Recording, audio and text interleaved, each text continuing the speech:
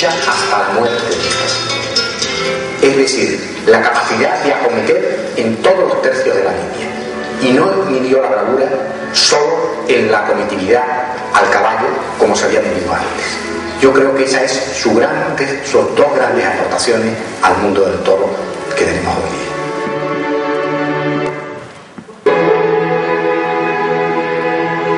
Los toreros tienen que sentirse toreros. Tienen que colocar al toro a la distancia que el toro demanda, para que el público pueda ver arrancadas de largo a los toros que son capaces y arrancadas de cerca de los toros que son incapaces.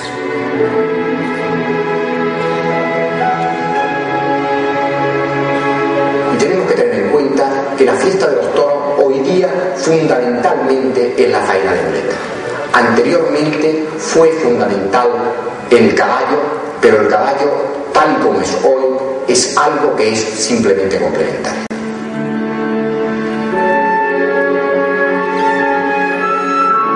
Es el ganadero el que sabe el toro que necesita para él. Por lo tanto, el ganadero debería tener un cauce para demandar el inculto del toro que le interese, y después el público que lo refrende, pero que conozca el público cuáles son las intenciones del ganadero y cuál es el toro que a cada ganadero le sirve para crear el toro que siempre está soñando o está pensando en su interior.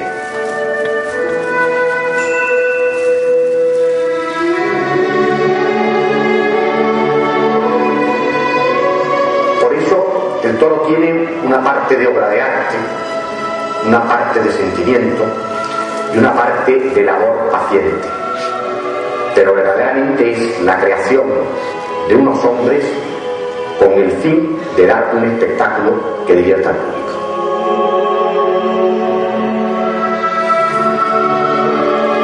Yo cogí una serie de bulldozers y he hecho que haya unas ondulaciones suaves para que el toro pues suba y baje las ondulaciones de una forma que no se vaya a lastimar.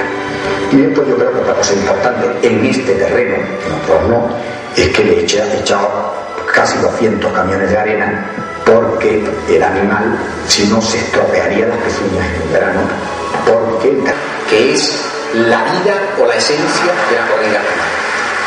Eso que nos hace vibrar en cada paso, eso que nos hace emocionarnos en cada faena. Y si eso es el arte de torear, algo tendrá que poner el toro. Y creo que la nominación de toro artista está mucho mejor expresada que la de toro comercial. Sigo solo una vez al año, que ha sido una de mis grandes aficiones de mi vida. Empecé a torear con 12 años, habré toreado más de 2.500 vacas en mi vida, casi con todas las figuras del toreo de todo ese tiempo, desde el año 54 hasta hoy. Y eso te ayuda, es decir, yo puedo hablar con los toreros de una forma que si no has toreado no lo haces.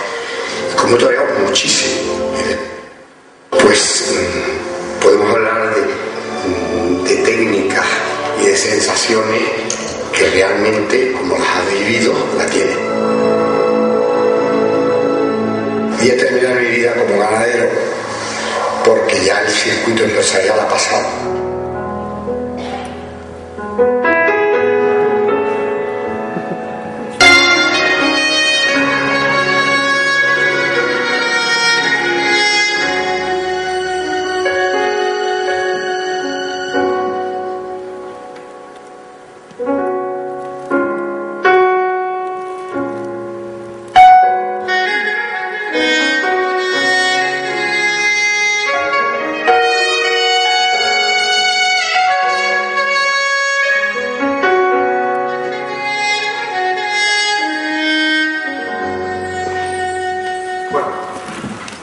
Muy buenas tardes y bienvenidos a esta segunda charla coloquio de la 12ª edición de la Semana Cultural Taurina organizada por la Peña Natural.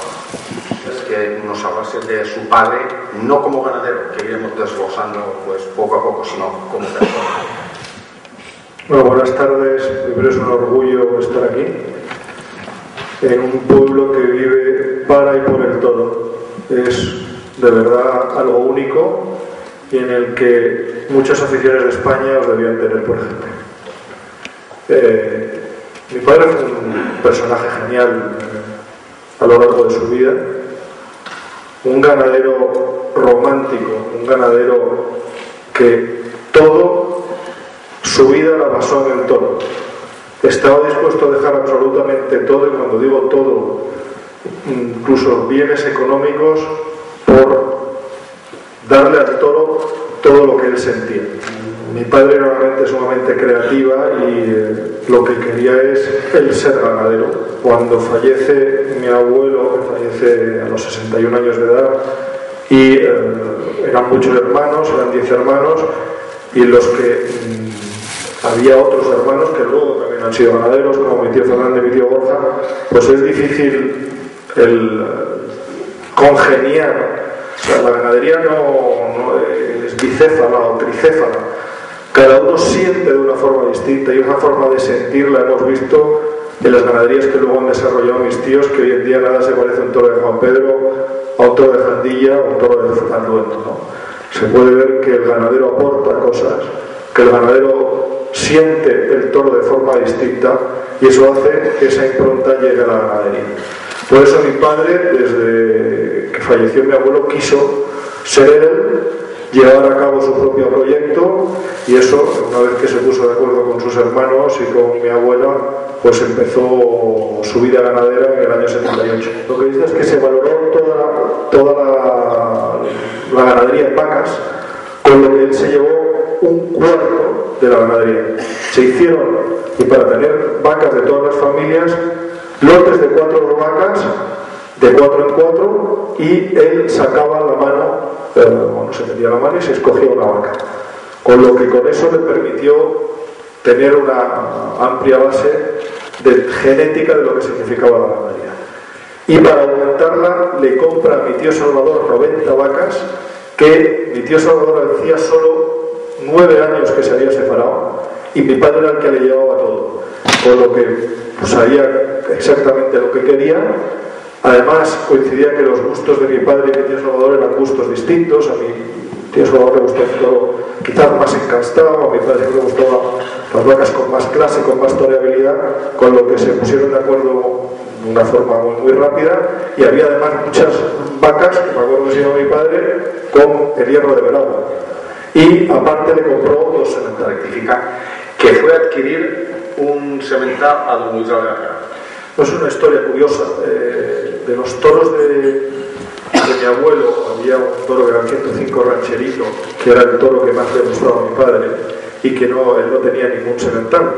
Y entonces empezó a mirar en los libros hijos del 105 rancherito, y se dio cuenta que Luis Algarra se había llevado una vaca preñada del toro 105.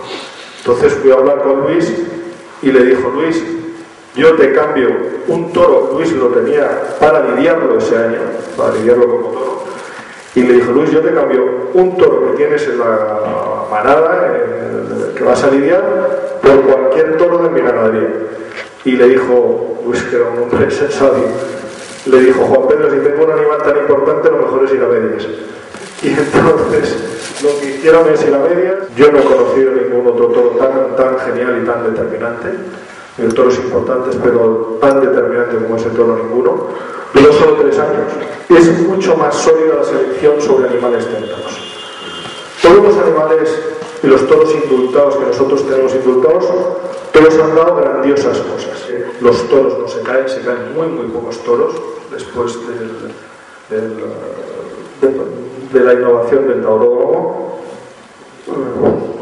El toro que sufre una sobrealimentación en su último año de vida, en su 4.º año, el toro prácticamente está en el campo comiendo hierba y algún pienso de mantenimiento, pero muy poco pienso, y llega a su 4.º año y empieza a comer antíbito, o sea, a todo lo que es capaz de comer. Sufre un cambio estructural terrible, y para eso el ejercicio es fundamental, porque hace que el toro desarrolle la musculatura para mover el volumen que ha adquirido en ese último año. Sí, nosotros en el año 96 tuvimos un problema de alimentación, de sobrealimentación, porque en aquellos momentos echábamos la paja por un lado y el pienso por el otro. El toro, cuando le pones comida, se come absolutamente todo lo que tiene encima, y el toro es un animal rumiante. Entonces lo que hacía es que comía muchísimo pienso y luego rumiaba con la paja. Eso lo que hacía es que le generaba problemas en el hígado, defectos en el hígado por excesos proteínicos. Eso con la mezcla, obligándole al toro a comer la mezcla de pienso y paja, y eso luego lo hemos avanzado edulcorándoselo con la melaza, porque si no también el toro, que es un animal sumamente escrupuloso en su comida, muchas veces sopla, se come el pienso y luego la paja, aunque esté mezclada. Mezclándosela con la melaza, que es que al final un dulce, y al estar el pienso dulce, lo que hace es que el toro ingiere la paja y el pienso a la vez. Ha sido otro de los avances. Mi padre ha estado constantemente pensando en cómo criar el mejor toro para el espectáculo, y eso han sido varios de los avances que él ha aportado a la crianza del toro. El toro es un animal muy sensible a los cambios de alimentación, y esos cambios de alimentación hacen que el toro esté en peores o mejores condiciones para producir. Para evitar esos cambios de alimentación, y un cambio de alimentación es que el toro pase de comer pienso a comer hierba, lo que intentamos es que en los cerrados en los que está el toro no haya hierba, sino que el toro coma de una forma constante el mismo pienso desde que empieza a engordar hasta que se quede. Y eso también tendrá algo que ver con la autorregulación de los pesebres, que también fue, creo, creada por su padre. Lo que hicimos es techar los pesebres para que el toro tuviera siempre comida, y para que comiera en aquellos momentos en los que tuviera hambre. Porque antes, primero se mojaba el pienso, cuando se mojaba el pienso el toro no comía, y luego se empachaba al día siguiente. Eso con los pesebres, con los comederos techados, lo hemos evitado, y entonces el propio toro se autorregula y no se empacha. Mi padre siempre ha buscado un toro toreable. Le daba gran importancia a la toreabilidad del toro, a que el toro, su faena de muleta, fuera muy bueno. Su padre, el tipo de animal que le gustaba a él, era el mismo que le gustaba a usted. Tenemos nuestras diferencias. Yo estoy buscando un toro más emotivo, un toro más imprevisible, pero siempre que al final sea toreable. Desde que soy ganadero de Parladé, que es hace 10 años, he intentado buscar un toro que al final me transmita a mí como público, y yo me siento uno más del público. Yo siempre mis corridas las analizo en función del espectáculo. Si el público se ha divertido, para mí es una buena corrida de toros, y si el toro no se ha divertido, para mí es una mala corrida de toros. Con lo que estoy buscando, porque el público así lo exige, un toro más vivo, un toro que acometa más, un toro que siempre vaya más, que no deje de luchar nunca, para que emocione al público a través del torero. Y para eso el toro al final se tiene que enterar a través de su bravura, que es el pilón fundamental para mí de la selección del toro. Mi padre ha creado una herramienta absolutamente maravillosa que a mí y a todo aquel que lo use, se usarle con... No solo luego, aparte de los fenotipos y fenotipos, hemos desarrollado un programa con todos los potenciales genéticos de cada genotipo, con lo que al hacer las combinaciones, primero el ganadero tiene que saber qué busca y luego hace las combinaciones. Pero la búsqueda de esas combinaciones lo hace sumamente fácil, porque tenemos una base de datos prácticamente con casi, si llegamos a los orígenes de mis abuelos, con más de 20.000 animales. ¿Me confunde genio con casta? Sí, para mí el genio es la fiereza en negativo. Es cuando el toro se defiende. El toro tiene fuerza defendiéndose, pero yo lo que busco es la fiereza en positivo, es el ataque, no la defensa. Para mí, que es lo que yo llamo la fiereza, hay muchos apelativos que muchas veces llegan a años, que es la casta. Al final, yo lo que para mí, la casta para mí es la fiereza, es la transmisión, es que el toro emocione, pero que emocione siendo toreable. Eso es el toro que busco. Tentáis los futuros sementales con 4 años. Eso es un gasto añadido. Muchos con 4 años, algunos con 3, y es el toro con 2 años es muchas veces prácticamente un imposible saber su conformación física. La física se puede saber un poco más, pero la conformación de sus pitones con 2 años no tiene los pitones desarrollados, con lo que no sabe lo que va a ser el toro. Con 3 años ya empieza a saber qué tipo de toro va a ser, y luego con 4 años tiene otra ventaja añadida, que es se parece más a lo que luego se le va a exigir cuando un toro se veía con 4 años en una plaza de toros. Yo lo que estoy intentando es sacar sementales exigiéndoles lo mismo que en una plaza de toros, pero creo que de cara al futuro sí quiero estar en las plazas de primera y es a lo que aspiro, o hago este tipo de inversión o no conseguiré estar en ellas. La inseminación artificial también ha sido autorizada por su padre. Y lo que sirve es para aportar aquellos caracteres que uno cree que no tiene. Nosotros así lo estamos haciendo, tanto sementales viejos como sementales de otras ganaderías, ganaderías de mi propia familia, que tienen cosas que no tenemos, y no te vas a traer el toro queda bien, sino es mucho más sencillo comprar o traerte pajuelas, y como una fuente de futuros sementales. Y luego hay determinados toros de la camada, porque uno no puede torear todos, que lo estoy haciendo. Los 2, 3 toros que más me gustan de la camada y que van a ir a plazas importantes, lo que hago es les saco semen y lo tengo ahí a la espera de su comportamiento. Su tío Fernando y Borja. Y usted después nos ha dicho que cada hermano tiene su estilo y su propio toro. ¿Me sabías decir qué diferencias hay entre los 3? Bueno, yo creo que mi padre tenía una obsesión porque era el toro más toreable. Mi tío Borja ha estado buscando un toro más agresivo y de siempre es el que más importancia le da a la nota de transmisión, que es algo que yo le llamo para mí nota de público, y para mí es una nota sumamente importante, es lo que el toro expresa en la plaza. Y mi tío Fernando pues tiene su personalidad, ¿no? También más parecido a mi padre, he buscado un toro toreable, quizás una mezcla entre los dos, ¿no? De mi padre y mi abuelo. Que anteriormente su abuelo utilizó un semental que queda muy poquito, ya de sangre suya en la ganadería, creo que es un 3%, se llamaba desteñido, pero que este no fue el causante del pelaje jabonero. Pero el pelo jabonero es un toro pelo carismático de la ganadería de Peralta. Exacto. Mi abuelo, en su obtención del toro de Juan Pedro, fue prácticamente absorbiendo a través del Conde de la Corte y García Pedrajas, que es otra de las ganaderías procedente de Paraguay, que él es lo que hace el toro de Juan Pedro, el Conde de la Corte y García Pedrajas, a través de la Ramón Mora Figueroa, y fue eliminando el toro de Veragua porque era un toro que para él se adaptaba menos a sus tiempos. Era un toro bravo, muy bravo en el caballo, pero que su bravura se terminaba en el caballo. Y él lo que estaba buscando es un toro que cometiera de forma constante, como era el toro de origen mestano. Pero aproximadamente, ¿cuántas ganaderías han ido a beber de la fuente de la de su padre? O sea, ¿cuántas ganaderías han comprado animales a su padre?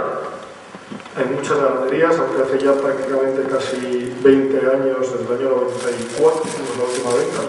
Desde el año 94 no hemos vuelto a vender ni una vaca ni un semental. Y anteriormente pues hay ganaderías hoy en día importantes que proceden de la ganadería de mi padre, como es el Ventorrillo, como es García Grande, como es Buenavista, como es Sánchez Arjona, y algunos toros ganaderos que han comprado sementales. Entonces son quizás las ganaderías más importantes. Y hicieron un programa más de datos en MS2, en aquel tiempo a volver a Fernando González, que era el programador de la Casa de la Moneda. fue el primer desarrollo de un programa informático, y luego ha habido una evolución que es sobre la base de Access, el programa de la base de datos de Microsoft, que es una base de datos mucho más flexible, en la que es posible todo. O sea, puede enlazar con vídeo, foto, cálculo numérico, hojas de Excel, presentaciones, y hoy en día es un programa desarrollado sobre Access. ¿Qué cantidad de vacas maneja usted entre los dos hierros, y si debido a la crisis ahora va a reducir o a aumentar? Yo cuando he tomado la gestión tenía la gestión de Parladé, la que tenía 250 vacas, de las que quita 80, quedan ahora prácticamente a 160, 170 vacas, y en Juan Pedro he empezado con 600 vacas y ahora mismo tengo 450, que he quitado 150 vacas. Malhechor. ¿Usted estaba allí presente? Sí, estaba. Cuéntenos aquella anécdota. Bueno, mi padre siempre ha sido un apasionado del toro y apasionado del toreo y de todo lo que olía a toro, y fue un toro excepcional.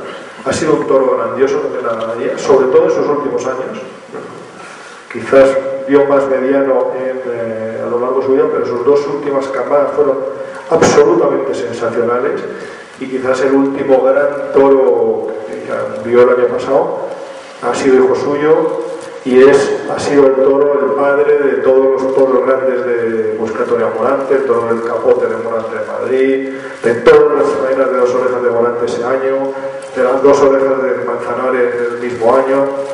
Ha sido un gran genio, todavía nos quedan toros, he sacado varios ejemplares y espero sacarle 2 o 3 más, y es un toro que padre del toro sexto de este año de Madrid, que a mí fue un toro que me encantó, un toro encastado, un toro de vestido de abajo, un toro bravo. Y bueno, esa es la historia del 32 Malhechor. Tenía un 25% de sangre Atanasio. ¿Es verdad? ¿Tú lo podrías explicar? Si es que lo sabes. Sí. A mí me gustan mucho estas cosas. La vaca aldeana, que no se llamaba aldeana, por eso nos costó encontrarla, se llamaba lesionada. Lo que ocurre es que Luis Algarra, cuando compra la vaca, le cambia el nombre. Entonces la lesionada se convierte en aldeana, por lo que me costó, esto además se lo descubrí y se lo conté a mi padre, me costó más llegar ahí. Y cuando estoy llegando a ella, fue una vaca mediana, que era hijo de un toro 136 berroqueño de Antonio Ordóñez.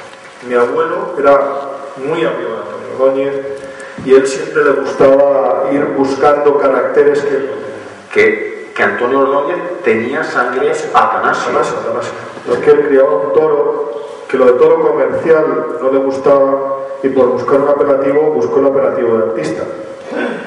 Lo que quería decir es que cada torero se expresa de una forma y expresa sus sentimientos, y el toro tiene que aportar algo. Fue un error de comunicación, y bueno, pues ha hecho mucho daño, mal intencionadamente utilizado por una serie de la prensa y por un periodista concreto, y bueno, pues intentaremos que no vuelva a ocurrir.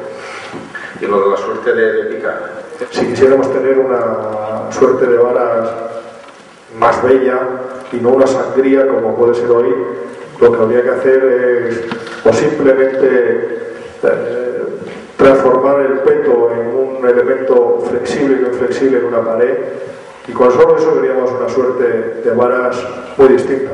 Pues intentamos que los puyazos sean mucho menores en tiempo, y si queremos una suerte más viva, lucha de igual a igual, peto, elemento flexible. Con solo eso veríamos otra suerte.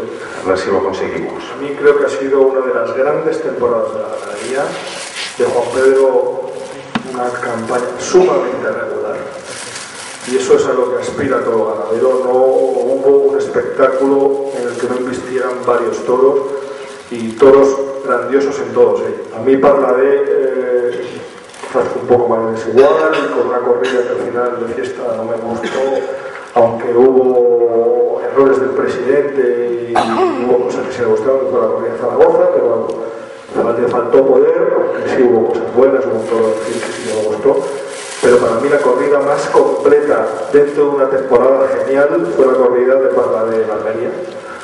Creo que me llenó porque vino a traer todo lo que estoy buscando, un toro alegre, un toro bravo, un toro que transmite, con un toro absolutamente genial, de los toros más geniales que he visto nunca, que fue el 19 de Fardón, y que muchas veces, aunque no le dieron la vuelta al ruedo, le han dado todos los premios. Al final se hace justicia con los toros. ¿Y para la próxima temporada cómo se presenta?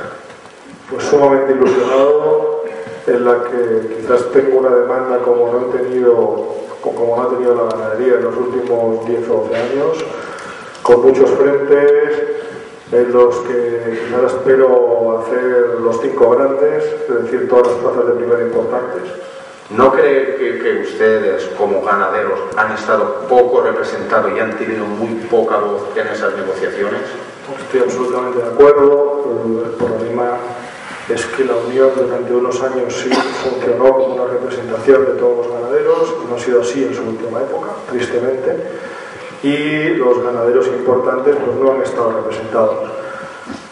Y por eso quizás no ha llevado al puerto que debía llevar. En el futuro de la fiesta, sin toros, no hay fiesta, con lo que creo que la labor y el papel del ganadero tiene que ser primordial. Yo creo que pues por una parte ha sido mala, pues porque al final creo en la democracia, que la propia democracia haya coartado libertades pareciendo una dictadura, como ha pasado en Barcelona, es algo que me revienta.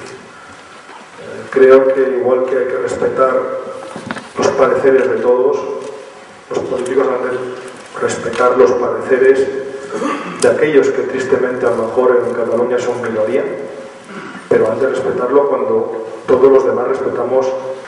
Lo de Quito, pues es una expresión más, ¿no? Aunque al final que es coartar la libertad, creo que no se ha ganado por un 51%, o sea, es que es prácticamente límites. Creo que dónde vamos, ¿no? Dicen que estamos en democracia y al final lo que estamos es coartando libertades. No sé, es muy triste. Los encastes hay ciertos encastes que se están perdiendo. Hay un monoencaste que es Vista Hermosa. Como dije antes, el toro de Benagua, otro abuelo dejó de tenerlo porque no era el encaste que se adaptaba al público y al espectáculo de ese momento. Y creo que a lo mejor es un poco lo que está pasando, ¿no? El público quiere un determinado tipo de toro, que invista de una determinada forma, y eso lo obtiene con unas mimbres. Pero yo uno de los encastes creo que al final es un tópico, porque el ganadero es un creador, y cada ganadero, con lo que él crea su propio encaste.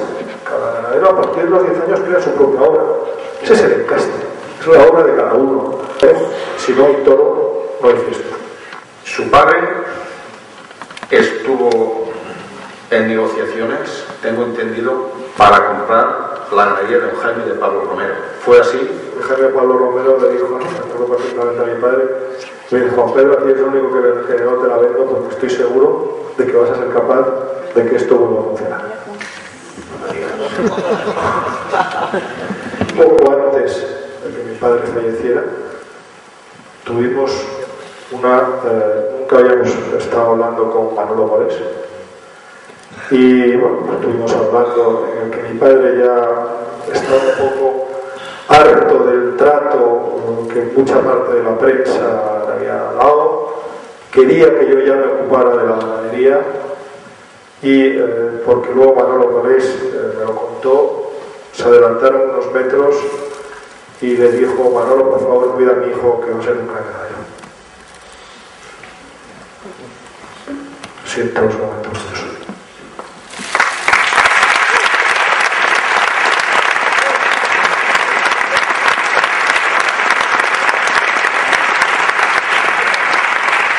El día 18 de abril de 2011, el mundo del toro se viste de luto y llora la muerte de un ganadero que pasará a la historia por su personalidad, capacidad de organización, compromiso y fidelidad a su idea de que el toro debe evolucionar de acuerdo con los gustos del público y de sus intérpretes, los toreros, don Juan Pedro Domecq Solís.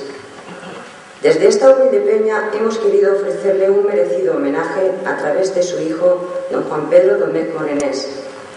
Señor Juan Pedro, reciba nuestro agradecimiento más sincero por compartir con nosotros una parte de la vida de su padre. Queremos dar las gracias también al señor Pepe Porcar, moderador de esta charla, y a los señores Miguel Martínez y Pepe Segarra por la elaboración del vídeo que ha abierto este acto, así como al señor Antonio Cherel por su intermediación con don Juan Pedro para que fuese posible su asistencia. En la vecina localidad de Lliria nos encontramos con unos amigos que admiran profundamente la figura de don Juan Pedro Domecq Solís y han querido sumarse a este homenaje. Pertenecen a la empresa Herbay y es su deseo hacerle entrega de un detalle. Solicitamos la presencia de la señora Lourdes y el señor Vicente.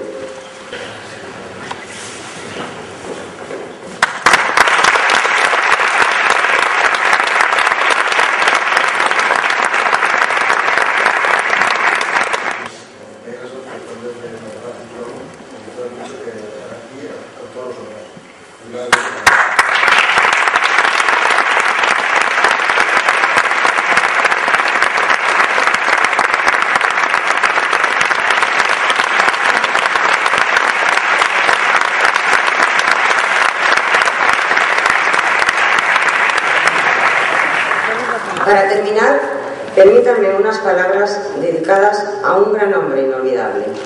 No pares al lado de su tumba y solloces. No está ahí, no duerme. Es un millar de vientos que soplan y sostienen las alas de los pájaros.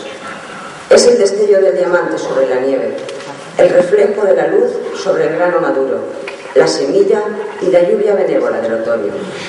Cuando despiertes en la quietud de la mañana, es la suave brisa que juega en tu pelo. Es las estrellas que brillan en la noche.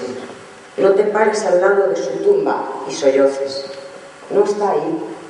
No ha muerto. Muchas gracias a todos.